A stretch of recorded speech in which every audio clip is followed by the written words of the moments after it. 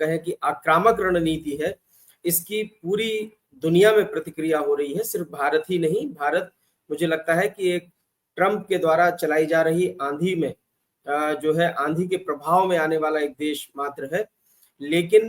अगर हम इसे कूटनीतिक तौर पर, रणनीतिक तौर पर या एक देश के द्विपक्षीय रिश्तों को लेकर जो विदेश नीति होती है उस नजरिए से देखें तो दुनिया का कोई भी बुद्धिजीवी व्यक्ति, कम से कम मेरे जैसे सामान्य प्रज्ञावान नागरिक जिनको हम ये मानते हैं कि देश दुनिया की बड़ी ही सामान्य सी जानकारी होती है, वो भी इस नीति को या इस तरह की जो स्ट्रेटजी है उसको सपोर्ट नहीं करेंगे। क्योंकि अब जबकि अमेरिका ने खुद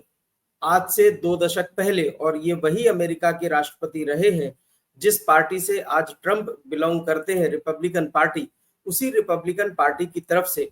पूरी दुनिया में भारत सहित तमाम देशों पर जो दबाव बनाया गया था आज से 2 दशक पहले,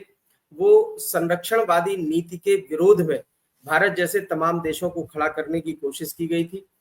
ग्लोबल विलेज की एक संकल्पना और उस संकल्पना को कारगर बनाने के लिए भारत का सहयोग लेना, ये सारे के सारे काम, वो चाहे जॉर्ज डब्ल्यू बुश रहे हों, सीनियर जॉर्ज बुश या जॉर्ज बुश जूनियर, इन सब से लेकर, और अगर हम डोनाल्ड ट्रंप का पहला कार्यकाल देखें तो 2016 से 2020 तक,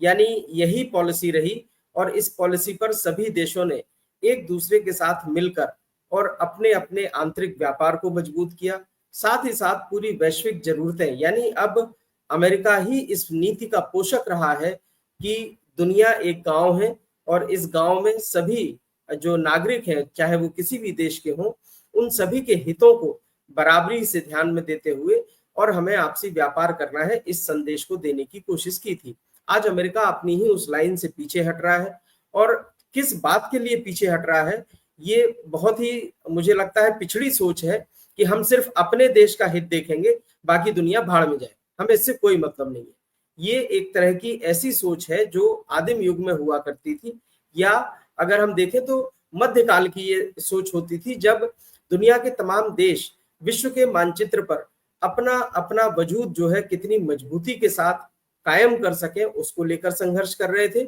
या फिर एक तरह से साम्राज्यवादी जब नीतियां होती थी और अपने अपने साम्राज्य का विस्तार करने के लिए जो राजे महाराजे या दूसरे उस दौर के जो देशों में जो व्यवस्थाएं होती थी, उन व्यवस्थाओं को चलाने वाले लोग इस तरह की सोच अपनाते थे।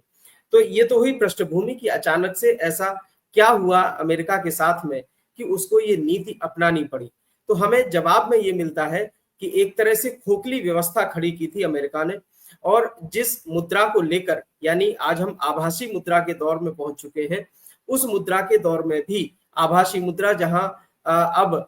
डॉलर का जो वर्चस्व है वो लगातार शिथिल पड़ रहा है। यूरो से लेकर जब से यूपीआई आया है, यानी भारत सरकार ने अपनी जो एक लेन देन की प्रणाली शुरू की है और रुपए के माध्यम से पूरी दुनिया में रुपए को मजबूती देने के लिए एक नया प्लेटफॉर्म विकसित किया है, ये उसके प्रभाव के बाद से ही अमेरिका जैसे जो बड़े देश हैं जिनकी अर्थव्यवस्था बहुत मजबूत है, और ऐसा माना जाता है कि अमेरिका दुनिया की सबसे बड़ी आर्थिक ताकत है। हालांकि मैं बहुत लंबे समय से, पिछले 10-15 सालों से, जब से हम वैश्विक राजनीति को समझने की कोशिश कर रहे हैं, मुझे तब से ये दावे बड़े खोखले लगते रहे हैं, क्योंकि अमेरिका का अपने बाजार में आज भी कोई बहुत बड़ा प्रोडक्शन के तौर पर या किसी बड़े हम प्रोडक्ट की बात करें तो ऐसा कुछ भी नहीं है। अमेरिका की पूरी अर्थव्यवस्था सिर्फ हथियारों के कारोबार पर टिकी रही है। ये पिछले 7 दशकों से, लगभग 6-7 दशकों से ऐसा हो रहा है, और जब से शीत युद्ध की समाप्ति हुई है 1990 के दशक में, उसके बाद से अमेरिका लगातार इस तरह की एक भ्रामक नीतियों के शिकार में रहा है, चाहे उसकी सरकारों को चलाने वाले राष्ट्रपति रहे हों। पहले इराक के साथ में जो युद्ध हुआ, अमेरिका ने कभी किसी युद्ध को भी नहीं जीता। अगर हम देखें तो सैन्य अभियानों में भी अमेरिका जो है एक तरह से भ्रामक युद्ध लड़ता रहा और अपनी अर्थव्यवस्था को नुकसान अपने ही हाथों पहुंचाता रहा। अगर हम अमेरिका के आंतरिक बाजार की बात करें या अमेरिका की आंतरिक स्थिति जो उसकी अर्थव्यवस्था को मजबूती प्रदान करने की बात कही जाती है, तो उसमें अमेरिका के लोगों का, यानी अमेरिकियों का कोई योगदान नहीं होता है। दुनिया के तमाम लोगों के लिए, पूरे विश्व के लिए अमेरिका ने अपने दरवाजे खोले, और उसके बाद दुनिया भर के टैलेंट को पैसे के नाम पर आकर्षित किया, बड़ी भारी भारी सैलरीज देकर अमेरिका में उन लोगों को बुलाया जो अमेरिका में टैलेंटेड लोग गए, उन्होंने अमेरिका की अर्थव्यवस्था को मजबूती प्रदान की। और अगर हम भारत के योगदान की बात करें तो आज भी अमेरिका की टॉप 10 जो कंपनीज हैं, आप अगर उनके सीईओ से लेकर उनके जनरल मैनेजर, एमडी, इन सब की अगर आप फहरिस्त उठाकर देखें तो उसमें 70% से ज्यादा भारत के लोग हैं। और भारत के लोग न केवल अमेरिका की कंपनियों को चला रहे हैं बल्कि अमेरिका की अपनी सरकार में अगर आप देखें तो चाहे वो रिपब्लिकन पार्टी की रही हो या इसके पहले की जो डेमोक्रेटिक पार्टी की सरकारें रही हैं, उनमें भी अमेरिका को चलाने वाले जो राजनेता हैं अब वे भी भारत की जो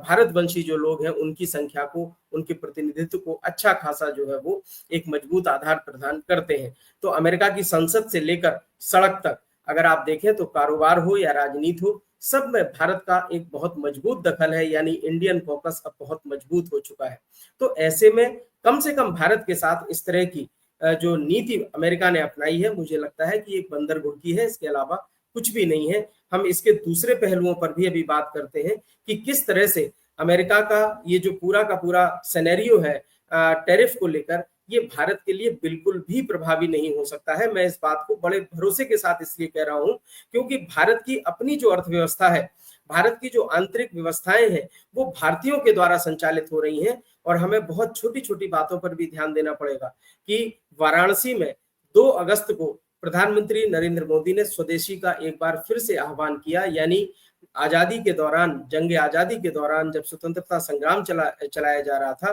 तब महात्मा गांधी और दूसरे बड़े नेताओं ने स्वदेशी का जो नारा दिया था, ये प्रथम स्वाधीनता संग्राम से लेकर दूसरा जो संग्राम हुआ उस तक, और उसके बाद अब ये स्वदेशी का जो नारा है, यही अमेरिका की इस दादागिरी को बेनकाब करेगा। अमेरिका की ये जो बंदर घुड़की, जिसे मैं बंदर घुड़की कह रहा हूं, ये उसका पर्दाफाश करेगा। क्योंकि भारत को किसी भी दुनिया के ऐसे देश की अब दरकार नहीं है कि अगर वो देश साथ न दे तो अमेरिका में रोजी रोटी के, भारत में रोजी रोटी के लाले पड़ जाएं, या भारत जो है वो दाने दाने के लिए मोहताज हो जाए। वो दिन हम बहुत पीछे छोड़ आए हैं। लगभग 6 दशक पहले भारत के सामने ऐसी स्थिति बनी थी, इतिहास इस बात का गवाह है। लेकिन उस दौर में भी, जबकि भारत आर्थिक रूप से ना तो इतना मजबूत था, एक कमजोर भारत था उस समय, भारत ने आजादी प्राप्त की थी, 10 सदियों की गुलामी के बाद जो है वो भारत आजाद हुआ था। और उस आजादी के बाद भारत अपने आप को खड़ा कर रहा था। उस दौर में भी हमने न केवल हरित क्रांति के नाम पर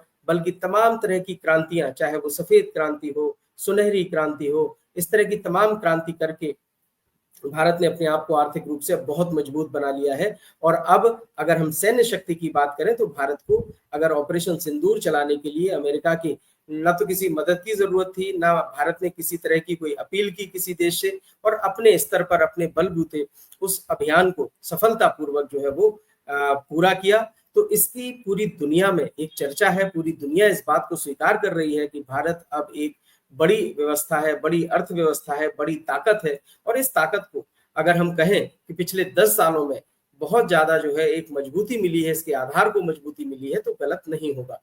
बात करते हैं अमेरिका का ये जो टैरिफ टेरर है, ट्रंप का टैरिफ टेरर है, इसके क्या क्या आयाम है। सबसे बड़ी दिक्कत जो आ रही है वो 2 बिंदुओं को लेकर आ रही है। अमेरिका जिस तरह से अभी हाल ही में पिछले महीने प्रधानमंत्री नरेंद्र मोदी की जो ब्रिटेन की यात्रा हुई थी, और उस ब्रिटेन यात्रा के दौरान भारत और ब्रिटेन के बीच में जो मुक्त व्यापार समझौता हुआ था, उसी तर्ज पर अमेरिका भारत के साथ भी मुक्त व्यापार समझौता सभी क्षेत्रों में चाहता है और अपनी शर्तों पर चाहता है। जिस प्रकार से ब्रिटेन के साथ भारत ने आपसी जो सहयोग है, आपसी जो शर्तें हैं, आपसी समझ के आधार पर जो भी क्षेत्र बन रहे हैं, अपनी जरूरतों को देखते हुए उनके आधार पर मुक्त व्यापार समझौता किया है। लेकिन अमेरिका पूरी तरह से इस समझौते को भारत के साथ थोपना चाहता है, भारत के ऊपर थोपना चाहता है, और इसको भारत ने अस्वीकार कर दिया है। तो 2 क्षेत्र हैं जिसमें सबसे ज्यादा दिक्कत आ रही है। पहला है डेयरी सेक्टर, दूसरा है एग्रीकल्चर में